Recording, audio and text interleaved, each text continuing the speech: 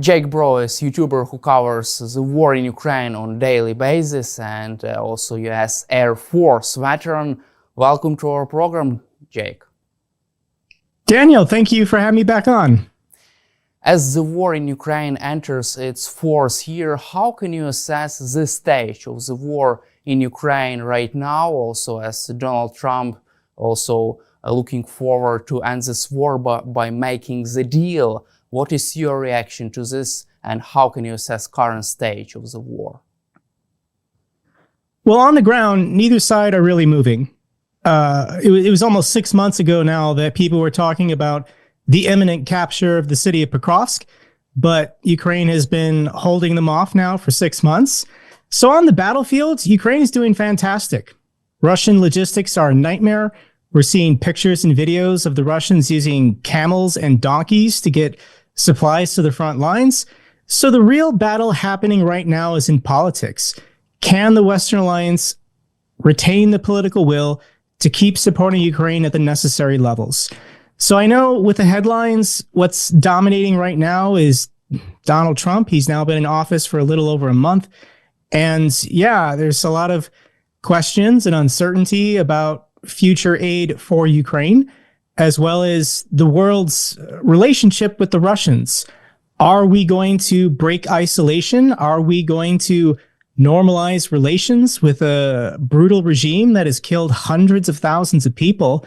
And as an American, I hope that's not the case. I hope we don't move to normalize relations with the Russians. They should remain isolated until Putin gives up on his imperial ambitions. US President Donald Trump says Vladimir Putin will make concessions. What is your reaction to this statement? And does this mean that Russia can no longer sustain this war? Do you believe in that? The two things that the Russians want the most from Donald Trump is to stop delivering military aid and weapons and to lift all sanctions on Russia. And these talks happening in Saudi Arabia, we don't know what the outcome will be. I hope we don't lift sanctions. I hope we continue delivering military aid. But Donald Trump does his own thing. He doesn't care about the things that traditionally democracies care about. He doesn't care about human rights. He doesn't care about the sovereignty of nations. He's entirely transactional. So at the moment, Donald Trump is trying to talk to the Ukrainians and talk to the Russians and see how he can maximize benefit for himself. He's not interested where the borders are drawn. He doesn't care how many people have died. He doesn't really care about Ukraine. And I also think he doesn't really care about Russia. He only cares about how can he benefit himself to the maximum extent. So he's talking about this mineral rights deal with Ukraine, which I think President Zelensky will sign on Friday. We can get into the details to the best I understand them if you'd like. But Sure. also now I'm hearing Russia is talking about an aluminum deal with the United States. This is shocking to me. Vladimir Putin is saying he's willing to open up to U.S. investments to American companies to help extract natural resources from the occupied territories of Ukraine. And Donald Trump being purely transactional, a person who doesn't care about human rights or democracy. Yeah, Donald Trump is interested. What can you offer me? Trump only cares about money and dollars, not human lives, unfortunately. Do you feel that Vladimir Putin has already understood that he made a terrible mistake in 2022 by invading Ukraine? Don't you think that he has finally understood that now is the right time to stop the war, and he has a good chance to do that with Donald Trump? He can demonstrate this as a victory for him, but also can use Trump to survive, to save his own regime. It's an interesting question. If Vladimir Putin could go back in time to 2022, knowing that it wouldn't be a special 3-day military operation, knowing that it wouldn't take 2 weeks tops, I don't know, because I think Russia has found, or at least Vladimir Putin has found a benefit to this war in that he's tested his people. Are his people willing to die for him at the rate of hundreds of thousands. You know, by the time this war officially ends, more than a million Russian soldiers probably will have died. And I think for a brutal dictator like Putin, he was concerned. You know, if he initiated these wars and people started dying, would his people rise up against him? That is the ultimate fear of any dictator. Will they storm the palace and then murder my entire family? And we've learned the last 3 years that the Russian people are entirely passive. They're entirely docile. They're willing to go along with any levels of brutality and crimes against themselves. The 3-year anniversary was this week of this invasion. And the only report I could find of Russians marking the anniversary or protesting was an 83-year-old woman in St. Petersburg. One 83-year-old woman was the only person in the entirety of Russia, 3 years into this disastrous war, that was willing to speak out and protest against Vladimir Putin. So, yes, Putin's economy has been wrecked, his military has been destroyed, but he's tested the boundaries of what can he get away with, both from the international community and from his own people. And I imagine at the moment, Vladimir Putin has to feel like a god. He has to feel like he's untouchable and can do anything he wants going forward. There are no international standards. There are no international norms that he has to adhere to or respect anymore going forward.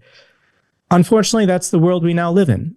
I preferred the world we were living in 4 years ago, in which people did care about international norms and respecting the sovereignty of nations. And there are no rules going forward, unfortunately. And I think this will lead to more destabilizing events, more chaos, more death, more confusion.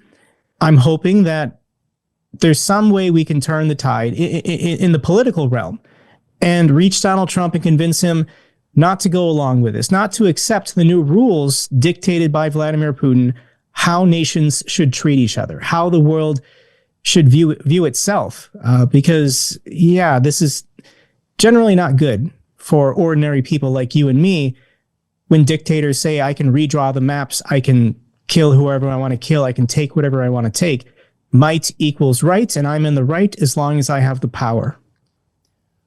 But US President Trump is confident that Putin will make concessions. Why does Trump think Putin is ready to concessions?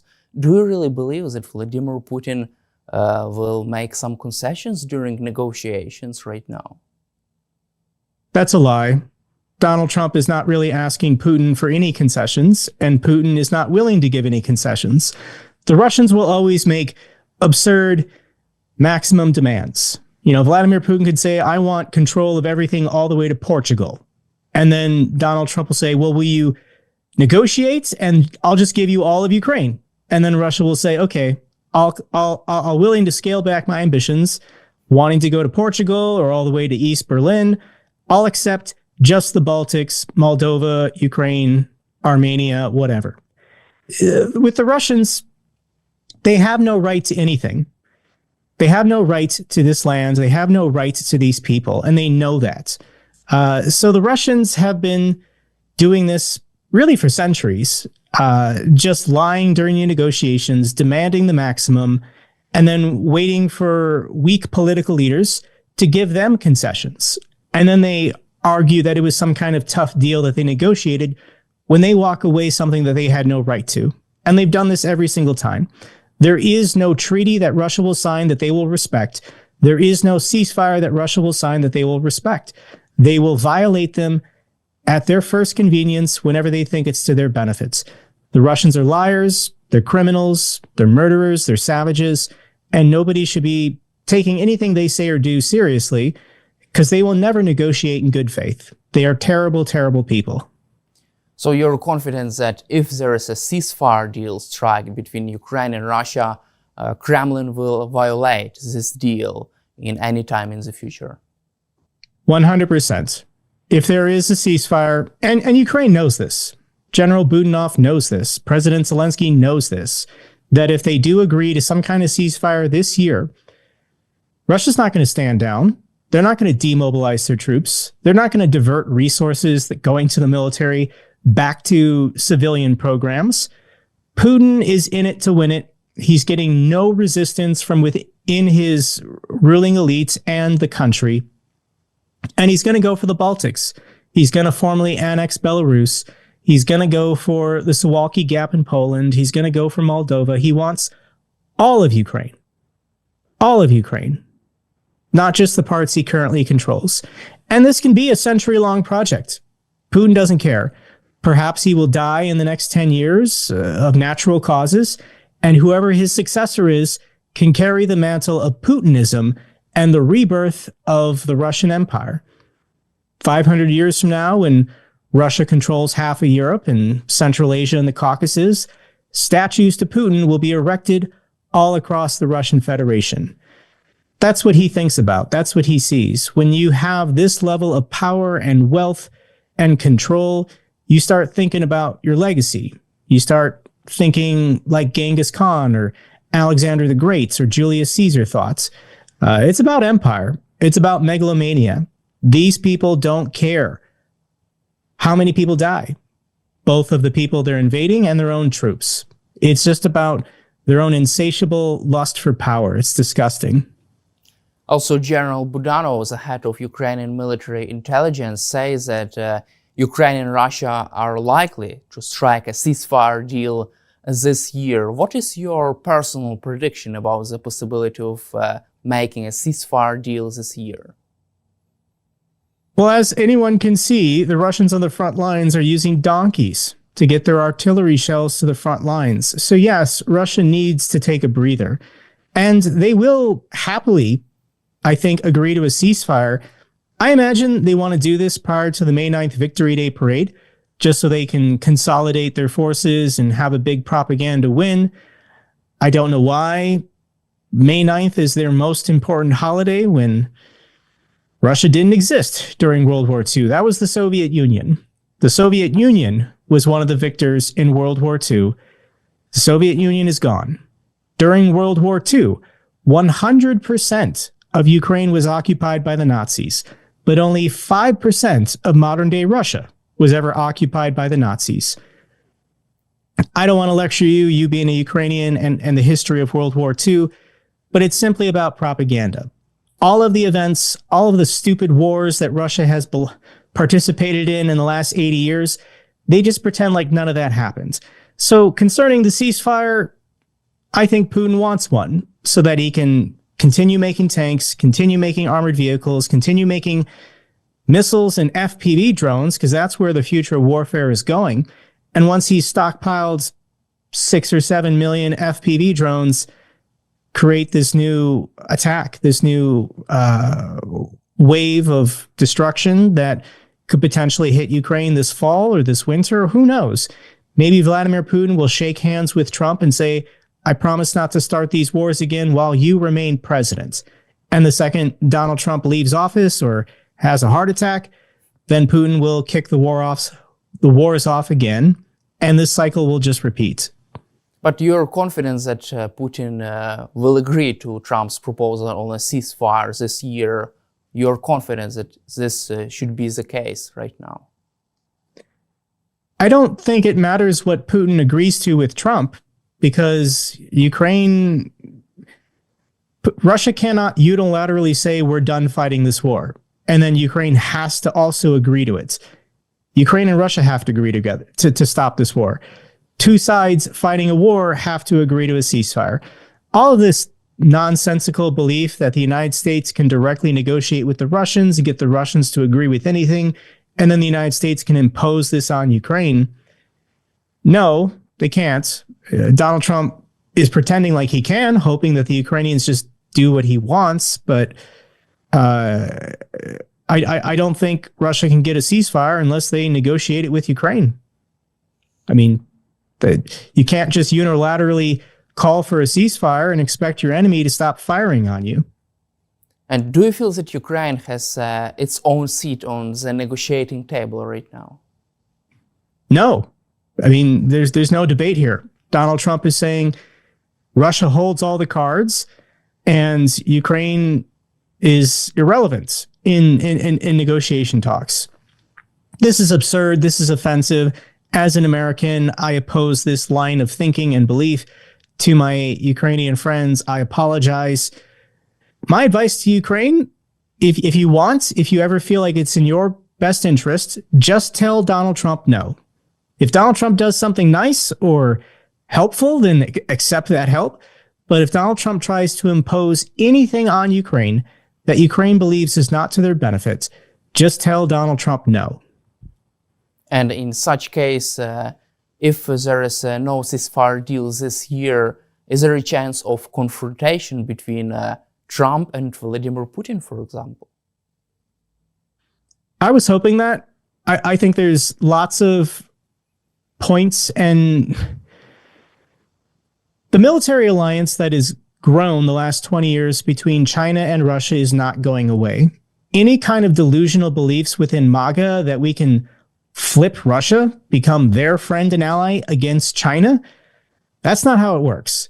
It's democracies versus dictatorships. Putin and Xi are dictators who will never leave office. They will be ruling their countries until the day they die, however. So America's allies are the democracies of the world. Our allies are Canada, France, the United Kingdom, Germany. We should be partnering with them, working with them. And we might come back to this. Donald Trump might try and cozy up to the Russians, sweet talk them, believe that we can form this new grand alliance between the United States and Russia. It's just not going to work. I think there's way too many people in America who will reject this and fight this, people such as me. And I think there's a lot of people in Russia who are not too happy with the United States, given it's been our weapons the last 3 years, killing hundreds of thousands of their people. It's Ukrainian soldiers fighting bravely on the battlefield, but it's American Bradleys, American Abrams, American Patriots, American F-16s.